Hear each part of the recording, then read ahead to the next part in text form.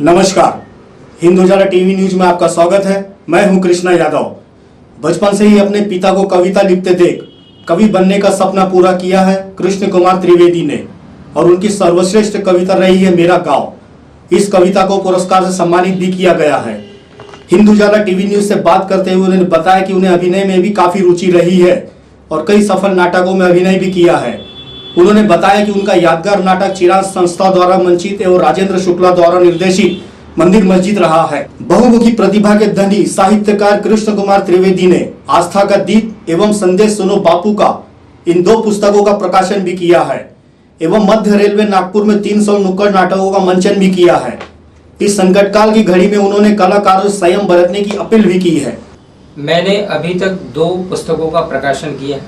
पहली पुस्तक का नाम है मेरा आस्था का दीप, जिसमें कविताएं हैं, और दूसरी किताब मैंने पटकथा के रूप में लिखी है और उसे मैंने उस पटकथा को नाट्य रूपांतरण करके उसको पुस्तक को ये किया है, लोकार्पित किया है।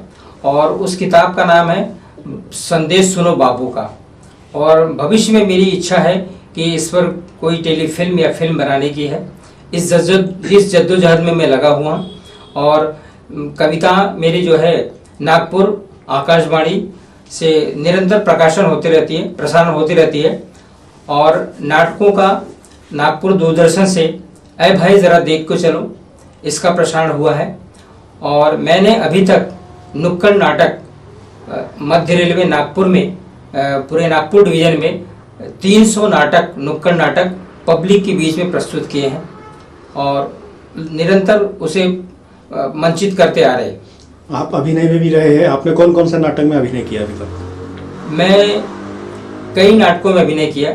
मैं कला सागर संस्था नागपुर से जुड़ा हूँ, चिराग संस्था नागपुर से जुड़ा हूँ, और मैंने कला सागर में कई नाटक किए हैं। आपकी शुरुआत कैसे हुई, जरा अपने बारे में बताइए कि कवि क्षेत्र में, अभिनय क्षेत्र में कैसे आना हुआ आपका? कवि क्षेत्र में मेरा अभिनय में आना, कविता जो है मेरे पिताजी लिखते थे और वो सुनाते भी थे घर में, और उनका नागपुर आकाशवाणी से कविताओं का प्रसारण भी होता था। तो इसी वजह से मुझे कविता का, पिताजी के वजह से मुझे कविता का एक शौक मुझे लगा है। और उसके बाद मैं नौकरी पर आने के बाद मैंने कविता लिखना शुरू किया। कविता कैसे लिखना, कैसे नहीं लिखना, तो कुछ मित्रों ने मुझे बताया कि आप कविताएं तो लिख रहे हैं, आप दूसरे कवियों की कविताएं भी पढ़ें ताकि आपको समझ में आए कविता कैसे लिखी जाती है। तो मैंने कई अच्छे रचनाकारों की कविताएं पढ़ी और उसके बाद फिर मैंने लिखना शुरू किया हूँ। और आज तक माँ सरस्वती की कृपा से मैं लिखते आ रहा हूँ और लिख रहा हूँ, और लोगों का बहुत प्यार, स्नेह, दुलार मुझे मिल रहा है। फिल्म इंडस्ट्री में जाने का कभी मौका या विचार नहीं आया? आया है, परंतु अपना रोजगार से जुड़े हैं, नौकरी से, तो ये जाना संभव नहीं है, क्योंकि फिल्म में काम करने के लिए वहाँ मुंबई में रहना बहुत ज़रूरी है और नौकरी करते हुए ये काम करना थोड़ा मुश्किल है। हाँ, रिटायरमेंट के बाद अवश्य कर सकेंगे काम, यदि मौका मिलेगा तो। आपने अभी तक जो ड्रामा किया उसमें सर्वश्रेष्ठ ड्रामा आपको कौन सा लगा है नाटक? मंदिर मस्जिद, चिराग संस्था का। वो नाटक में करीबन 50 कलाकार थे, उसमें मैंने काम किया है। और उसको देश पांडे, स्वर्गीय देश पांडे जी अभी नहीं रहे इस दुनिया में, उन्होंने और राजेश शुक्ला जी दोनों ने मिलके इस नाटक का डायरेक्शन दिया था। कलाकारों की आज की हालत में दयनीय स्थिति है, इस बारे में आप क्या कहेंगे? कलाकारों की आज बड़ी दयनीय स्थिति है कि उन बेचारे जो कलाकार हैं, आज एक तो कोरोना काल चल रहा है, इन्हें कोई रोजगार नहीं मिला, इन्हें कोई पूछने वाला नहीं है, ना कोई सरकार इनकी मदद करने वाले, कोई उनकी गुहार लगा भी रहा, कई कलाकार गुहार भी लगा रहे हैं, तो भी उनके प्रति कोई संवेदना नहीं है। कलाकारों की बहुत तकलीफ में जी रहे हैं। तो आज कलाकारों को एक ऐसा मौका मिलना चाहिए, ऐसा प्लेटफॉर्म मिलना चाहिए ताकि कलाकार अपनी कला से अपनी रोजी रोटी कमा सके। हाँ, देखने में यह आ रहा है कि आज की जनरेशन कला क्षेत्र में या नाटकों में रुचि नहीं रखती है। ऐसी कोई बात नहीं है।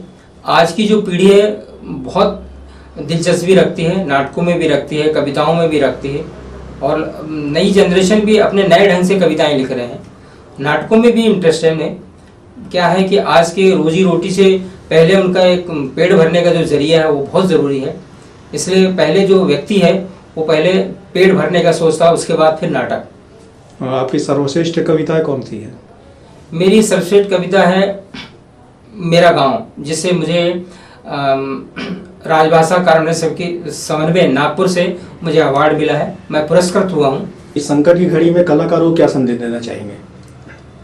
इस संकट की घड़ी में मैंने तो अपनी कविताओं में बहुत जगह उल्लेख किया है, ये संकट सुख और दुख आते रहते ज़िंदगी में, ये भी बादल छट जाएंगे।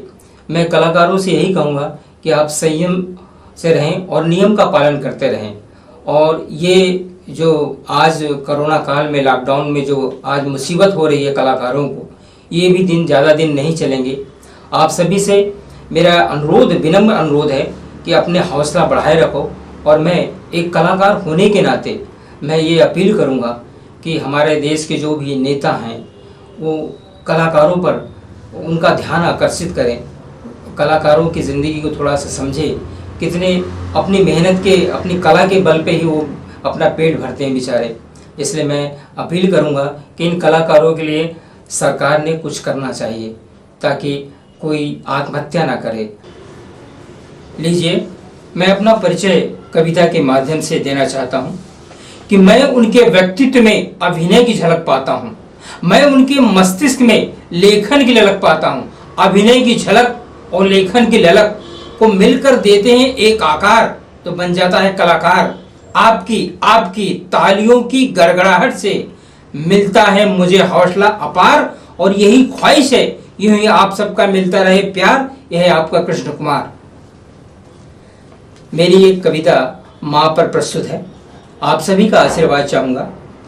बच्चों को बड़ा करने में, बच्चों को बड़ा करने में मेरी माँ कितनी सदियां गुजार देती है, कितनी सदियां गुजार देती है। 2 जून की रोटी के लिए, 2 जून की रोटी के लिए मेरी माँ कितने घरों के खाक छानती फिरती, कितने घरों के खाक छानती फिरती। कांटों भरी डगर पे सदा फूलों के सेज बिछाती है मेरी माँ, कांटों भरी डगर पे सदा फूलों के सेज बिछाती है मेरी माँ। माँ का वो रूप हमने देखा है, झूठे बर्तन वो मांजती है, झाड़ू पोछा वो लगाती है, हर घर के ताने सहती है। अपनी जुबान से फिर भी उफ नहीं वो करती है, हर दर्द को अपने आंचल में छिपा रखती है, हर दर्द को अपने आंचल में छिपा रखती है। अपने बच्चों का पेट भरने में, अपने बच्चों का पेट भरने में दिन रात लगी रहती है, दिन रात लगी रहती है। इतनी मेहनत के बाद भी वो, इतनी मेहनत के बाद भी वो अपने चेहरे पे हंसी रखती है, अपने चेहरे पे हंसी रखती है। उसकी हंसी से वो ताकत मुझे जो मिलती है, उसकी ताकत का ही नजरिया है, उसकी ताकत का ही नजरिया है। उड़ान भरने का वो ही मेरा जरिया है, उड़ान भरने का वो ही मेरा जरिया है। मेरी माँ के ये दुआओं का ही असर है, मेरी माँ के ये दुआओं का ही असर है। ये कृष्णा जन जन की अब नजर में है, ये कृष्णा जन जन की अब नजर में है।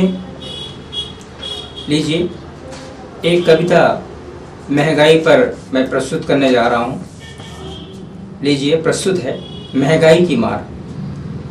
महंगाई की मार से जनता हो गई त्रस्त, भूख बेकारी बदहाली से जनता हो गई पस्त। महंगी हो गई गैस सिलेंडर, भोजन कैसे बनाए राम, भोजन कैसे बनाए राम। फी भरने को नहीं पास में ढेला, अब कहाँ से लाए पैसा राम, अब कहाँ से लाए पैसा राम। हाय राम भजमन नारायण का नाम, सीताराम राधे श्याम, मानो मिल गए चारों धाम, मानो मिल गए चारों धाम। महंगे हुए तेल और साबुन, जुल्फे कौन बढ़ाए राम, महंगे हुए तेल और साबुन, जुल्फे कौन बढ़ाए राम। रोए बापू हंसे हजाम, सीताराम राधे श्याम, मानो मिल गए चारों धाम, मानो मिल गए चारों धाम। पेट्रोल और डीजल के रोज बढ़ रहे दाम, पेट्रोल और डीजल के रोज बढ़ रहे दाम, महंगाई के इस दौर में नहीं मिल रहा काम, महंगाई के इस दौर में नहीं मिल रहा काम। कि अब कहां से लाए पैसा राम, अब कहां से लाए पैसा राम, अब तुम ही दिखाओ रास्ता राम, अब तुम ही दिखाओ रास्ता राम। कि हाय राम भजमन नारायण का नाम, सीताराम राधे श्याम, मानो मिल गए चारों धाम, मानो मिल गए चारों धाम। अरे भैया महंगी हो गई एरोप्लेन की टिकटें, अरे भैया महंगी हो गई एरोप्लेन की टिकटें, कम पैसों से कैसे खरीदे टिकटें। घर पर बिटिया की शादी जमी है, हाथों में उसकी मेहंदी रची है, घर जाने की जल्दी पड़ी है, अब तुम ही बताओ रास्ता राम, घर कैसे जल्दी हम जाए राम। कि हाय राम भजमन नारायण का नाम, सीताराम राधे श्याम, मानो मिल गए चारों धाम, मानो मिल गए चारों धाम। पढ़ती पढ़ाता खेत मेरा, ओ गिरवी रखा था जेवर मेरा, खेती के वास्ते ले लिया लोन, बिन पैसों के चुकता करेगा कौन। कि हर माह में उसका बढ़ता जाए कर्ज, बुखार के जैसे चढ़ता जाए यह मर्द। कि हाय राम भजमन नारायण का नाम, सीताराम राधे श्याम, मानो मिल गए चारों धाम, मानो मिल गए चारों धाम। मूसलाधार वर्षा और बाढ़ ने ले आई किसानों के खेतों पर तबाही, पेड़ जो भरता था जन जन का किसान, मजबूर और बेबस होकर रह गया किसान। आत्महत्या की नौबत उस पर है आई, उसके जीवन की नैया को पार लगाओ मेरे राम, उसके जीवन की नैया को पार लगाओ मेरे राम। दया की दृष्टि से देखो मेरे राम, देश का अन्नदाता है किसान। कि हाय राम कैसे जिएगा मेरे देश का किसान।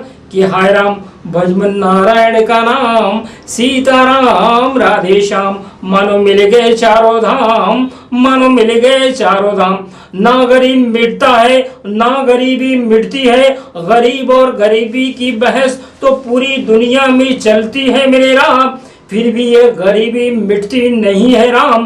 कोई रास्ता दिखाओ मेरे राम, कोई रास्ता दिखाओ मेरे राम। कि हर दिन खटता खपता रहता है मजदूर और किसान, कि हर दिन खटता खपता रहता है मजदूर और किसान। कब तक यूं ही मरता रहेगा ये मजदूर और किसान। कोई तो समस्या का हल बताओ मेरे राम, कि कोई तो समस्या का हल बताओ मेरे राम। कि हाय राम भजमन नारायण का नाम, सीताराम राधे श्याम, मानो मिल गए चारों धाम, मानो मिल गए चारों धाम। सुरसा राक्षसी के जैसे मुंह बाए खड़ी है कोरोना, अरे कैसे इससे जान बचाए राम। कि इस कोरोना के चलते पूरे देश में हो गया लॉकडाउन, गरीबों का छीना इसने निवाला, भूख के मारे मर गए कितने गुर्बत के मारे राम। अब तू ही है रखवाला राम, अब तू ही है रखवाला राम। कि हाय राम भजमन नारायण का नाम, सीताराम राधे श्याम, मानो मिल गए चारों धाम, मानो मिल गए चारों धाम।